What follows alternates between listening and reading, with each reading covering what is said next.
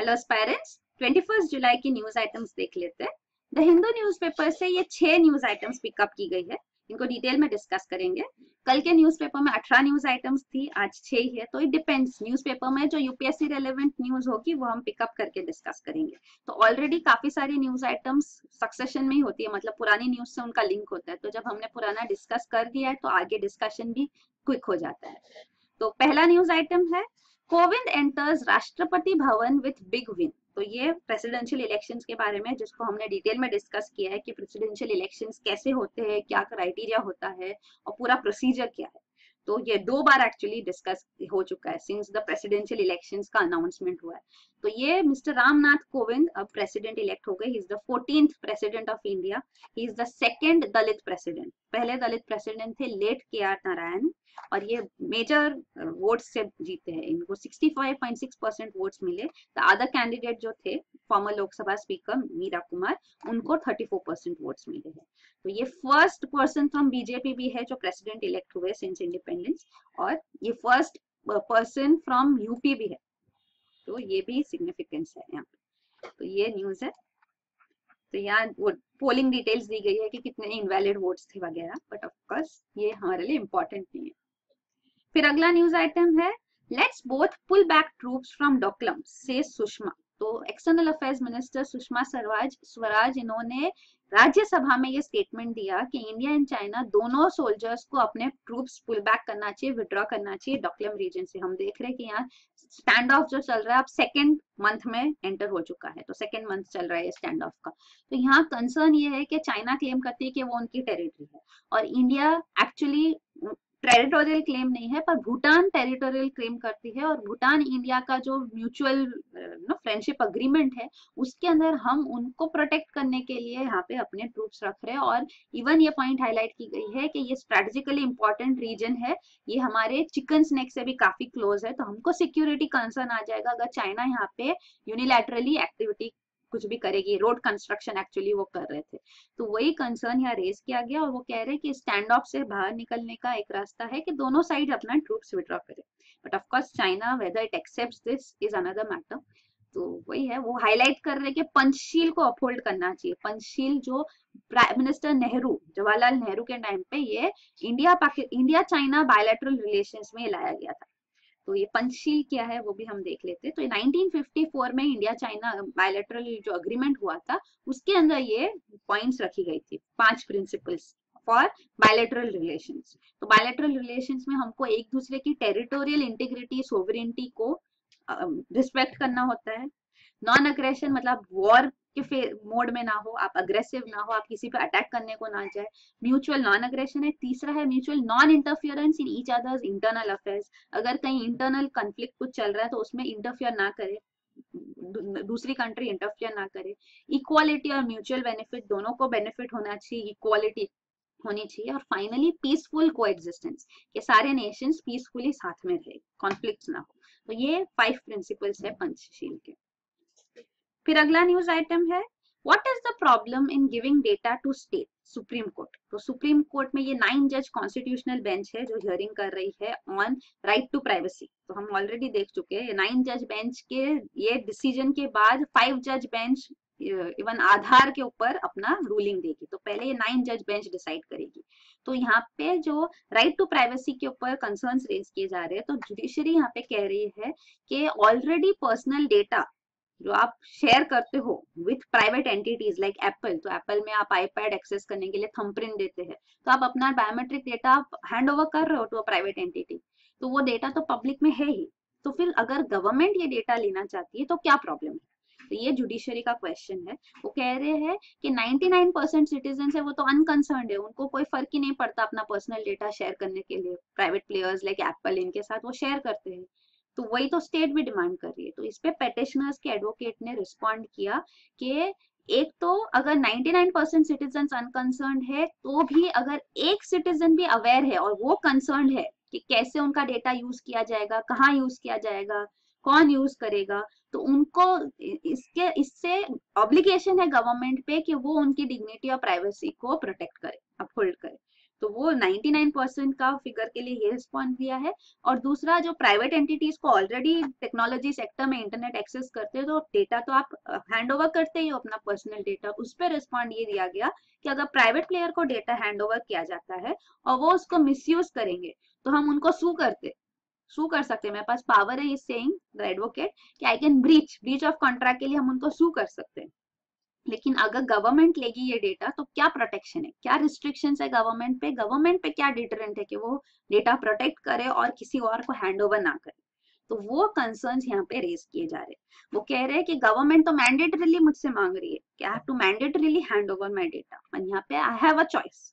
तो ये भी है। और प्लस और एक पॉइंट जो जुडिशरी ने रखा, वो कह रहे हैं कि इंटरनेट मेजरली तो डार्क वेब है, तो ये भी तो कंसर्न्स है। तो डार्क वेब क्या होता है ये भी हम देख लेते हैं। तो यहाँ पे दिया गया है, एक्चुअली जो इंटरनेट हम एक्सेस करते हैं, जो सर्च इंजिन हमको बताती है, वो सिर्फ सरफेस वेब है जो 4% ऑफ एंटायर इंटरनेट है। तो जैसे आइसबर्ग होता है, थोड़ा सा ही दिखता, बाकी पूरा अंदर होता है, तो वैसे ही इंटरनेट भी 4% ऊपर है, बाकी का जो 96% है अप्रोक्सीमेटली वो नीचे है, वो दिखता नहीं है। सर्च इंजिन उनको एक्सेस नहीं कर सकते, they can not be indexed by conventional search engine. तो ये जो है दो एस्पेक्ट्स इसमें, एक है डीप वेब और एक है डार्क वेब। तो अब डीप वेब जो है 90% कंटेंट यहाँ है, तो ये अप्रोक्सीमेट एस्टिमेशन ही है। तो ये डीप वेब मतलब कि वो कंटेंट जो सर्च इंजिन एक्सेस करके हमको उसमें इंफॉर्मेशन नहीं दे सकती, जैसे कि गवर्नमेंट रिसोर्सेज जो है वो लॉक्ड होते हैं, जो एक्सेस नहीं कर सकते हम। एकेडमिक इंफॉर्मेशन है, मेडिकल रिकॉर्ड्स जो होते हैं, लीगल डॉक्यूमेंट्स जो अपलोड किए जाते हैं पर लॉक्ड होते हैं, सर्च इंजिन एक्सेस करके आपको नहीं दिखा सकती। सब्सक्रिप्शन इंफॉर्मेशन वगैरह जो होती है, साइंटिफिक रिपोर्ट्स वगैरह भी। तो ये है डीप वेब 90% कंटेंट। और जो डार्क वेब है 6% कंटेंट, ये वो कंटेंट है जो डायरेक्टली आप शेयर करते हैं। आप मीन्स ये डायरेक्टली शेयर किया जाता है between Tor servers and clients. तो ये जो एनक्रिप्टेड नेटवर्क होता है ये कंप्लीटली, तो ये इजीली ओपन अप नहीं हो सकता, इसको आप एक्सेस नहीं कर सकते। ये जनरली यूज किया जा सकता है फॉर इलीगल एक्टिविटीज, तो drug trafficking, drug even pornography वगैरह जो है, ये सब इस डार्क वेब यूज करके होता है। इवन काफी प्राइवेट कम्युनिकेशंस भी डार्क वेब से होते हैं। तो ये एक पॉइंट भी है डार्क वेब के बारे में, वो पता होनी चाहिए। तो वही एक पॉइंट रेस की गई। तो यहाँ पे भी पेटिशनर्स ने कहा कि अगर गवर्नमेंट रिस्ट्रिक्शंस नहीं लाए जाएंगे गवर्नमेंट पे, तो गवर्नमेंट फिर यही है, इट विल रेगुलेशंस नहीं होंगे तो it will also move towards dark web.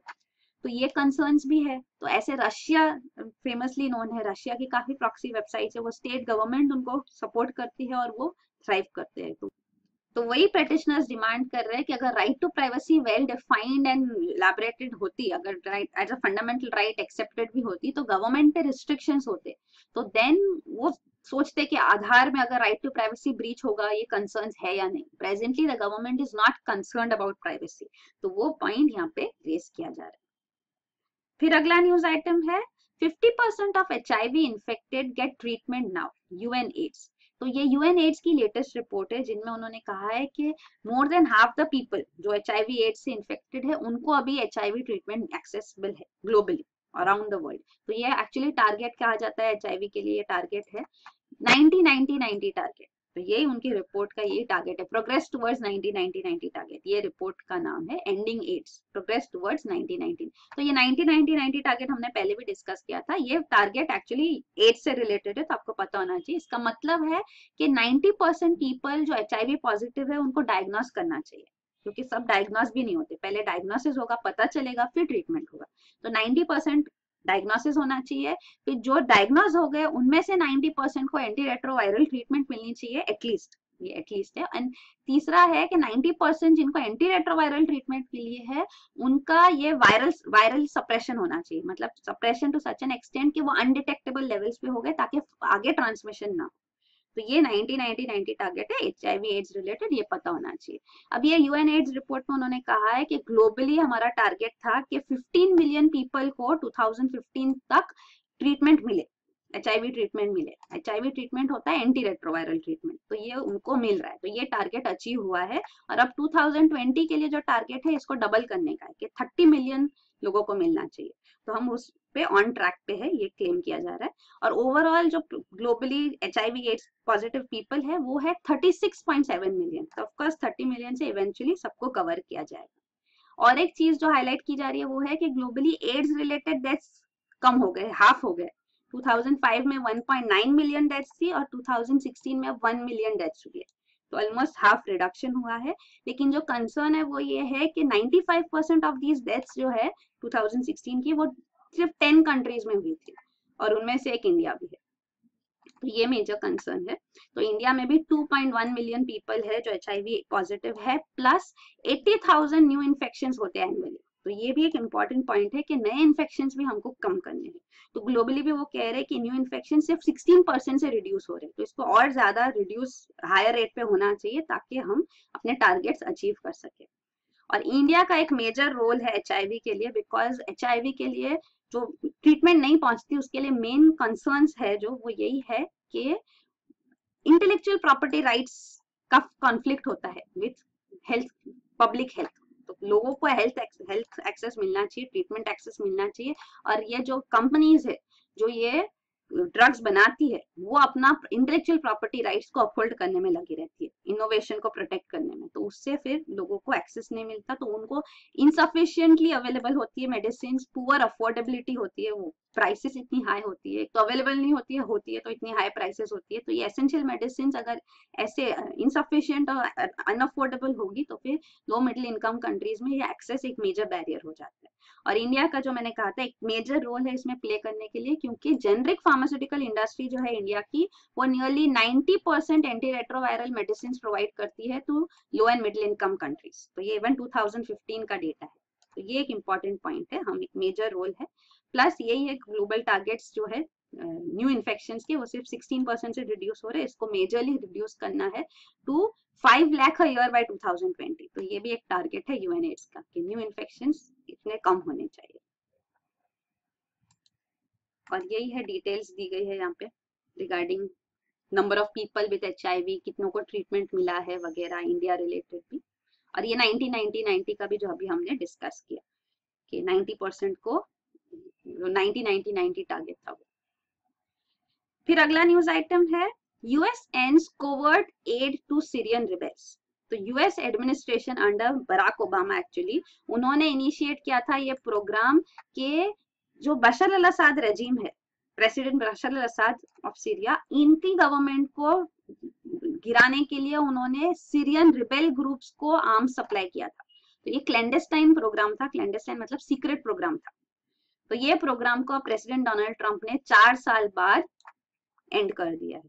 तो ये एक्चुअली ना ये अनाउंस किया गया था कि प्रोग्राम इनिशिएट किया गया, तो ये पब्लिकली अनाउंस नहीं किए जाती बातें, लेकिन ये स्टेप्स अमेरिका ने पहले भी कई बार लिए। और ये मेजर फेलियर्स जो हुए है वो एक मोस्ट फेमस फेलियर है वो कैनेडी एडमिनिस्ट्रेशन जो थी प्रेसिडेंट कैनेडी के टाइम पे to bring down Fidel Castro government in Cuba. तो ये भी कंप्लीटली डिजास्टरसली फेल हुआ था। तो अब ये भी एक स्टेप एंड किया गया ये प्रोग्राम को। बशर अल असद प्रेसिडेंट है सीरिया के, और ये जो है रिबेल्स इनके अगेंस्ट खड़े हुए during the time of Arab spring. तो काफी सारी मिडिल ईस्टर्न और central Asian countries, even north American countries में हम देख रहे थे कि लोग प्रोटेस्ट कर रहे थे against their government, people's protest थे, क्योंकि गवर्नमेंट्स यहाँ पावर में थे, लीडर्स पावर में थे फॉर इयर्स एंड डेकेड्स, सालों से पावर्स में थे, 10-10 सालों से, 20-20 सालों से। तो उनके अगेंस्ट वॉइस रेस करके ये प्रोटेस्ट हुए, तो उसमें काफी सारे प्रेसिडेंट्स ने स्टेप डाउन किया, काफी सारों ने रिफॉर्म्स लाया, पर प्रेसिडेंट बशर अल असद ने ना स्टेप डाउन किया है और काफी असर्टिव हो गए, और उनको सपोर्ट करते हैं रशिया, और उनके अगेंस्ट सीरियन रिबेल्स को सपोर्ट किया यूएसए ने। तो ये सारा प्रॉक्सी वॉर है, कॉम्प्लिकेटेड प्रॉक्सी वॉर है जो यहाँ पे चल रहा है। तो ये डिटेल्स यहाँ दी गई है। तो ये जो प्रॉक्सी वॉर है, एक साइड है सीरियन गवर्नमेंट मतलब बशर अल असद रेजिम, तो उनके ट्रूप्स उनको सपोर्ट कर रहे हैं रशिया, ईरान। तो ये ईरानियन ट्रूप्स, हिजबुल्लाह जो शिया मिलिशिया है, ये इनको सपोर्ट कर रही है।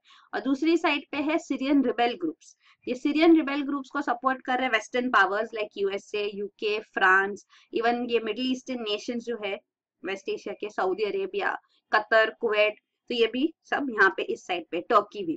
तो टर्की इन सबको सपोर्ट कर रही है जो ये रिबेल ग्रुप से, army of Islam free Syrian army, और कुर्ड्स और एक एंटिटी है। तो कुर्ड्स दोनों साइड पे है।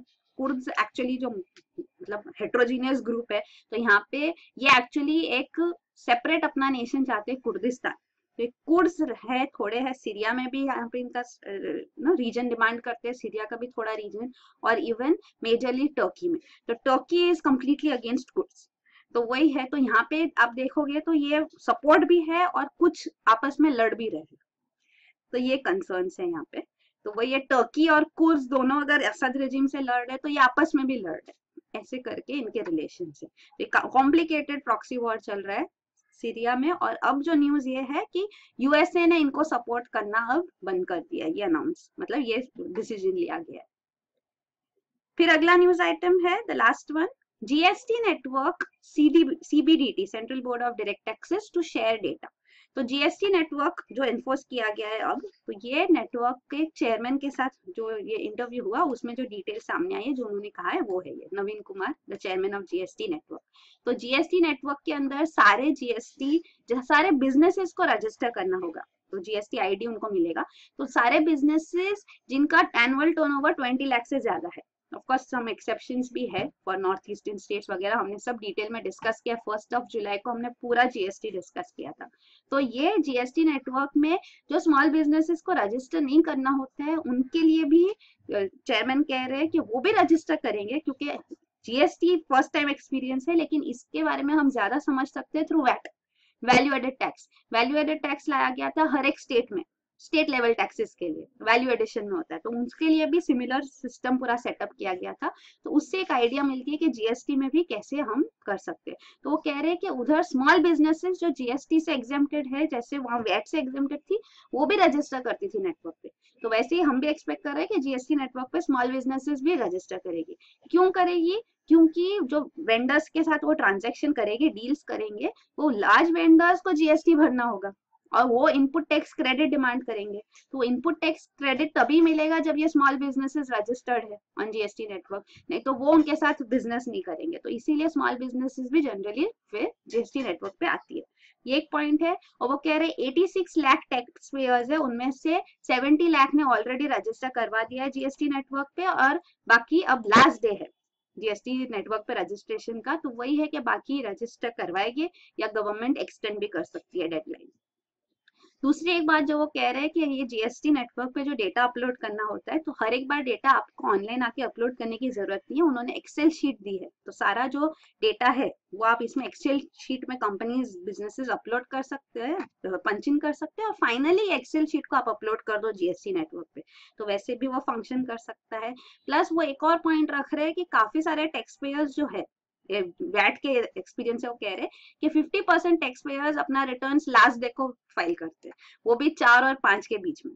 तो इस टाइम पे काफी ज्यादा लोड आ जाएगा। तो वो कह रहे हैं कि हमने पूरा जीएसटी नेटवर्क डिजाइन ऐसे किया है कि ग्लिचेस हम अवॉइड कर सके। तो ये वो कह रहे हैं। और वो कह रहे हैं कि इनवॉइसेस अपलोड कर देने चाहिए। तो invoices micro small and medium enterprises हर हफ्ते अपलोड कर दे, और बिजनेसेस जो बड़े बिजनेसेस वो एवरीडे अपलोड कर दे। तो फाइनली आप टैक्स रिटर्न्स लास्ट डे भी भरोगे तो मेजर वर्क तो हो गया होगा, तो कोई ग्लिचेस नहीं होगी।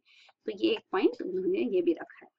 तो जीएसटी नेटवर्क जो आईटी इंफ्रास्ट्रक्चर है उसके बारे में पता हो, ये एसपीवी स्पेशल पर्पस व्हीकल बनाया गया है, जीएसटी एंड एसपीवी। तो ये आईटी बैकबोन है, पूरा आईटी इंफ्रास्ट्रक्चर है, जहां से सेंट्रल गवर्नमेंट, स्टेट गवर्नमेंट्स और सारे टैक्स पेयर्स यहाँ पे एक्सेस कर सकते हैं इसको। इसके थ्रू जीएसटी इंप्लीमेंट किया जाएगा। तो ये जीएसटी नेटवर्क एक स्पेशल पर्पस व्हीकल बनाया गया है, जो एक not for profit non government private limited company है। इसके अंदर गवर्नमेंट का स्टेक 49% है और 51% नॉन गवर्नमेंट इंस्टीट्यूशंस पे है के पास है। तो ये पूरा स्ट्रक्चर दिखाया गया है। तो 49% मतलब 24.5% सेंट्रल गवर्नमेंट और 24.5% स्टेट गवर्नमेंट्स के पास, और बाकी के ये जो नॉन गवर्नमेंट एंटिटीज है उनके पास स्टेक है। तो यही है न्यूज आइटम्स। Thank you.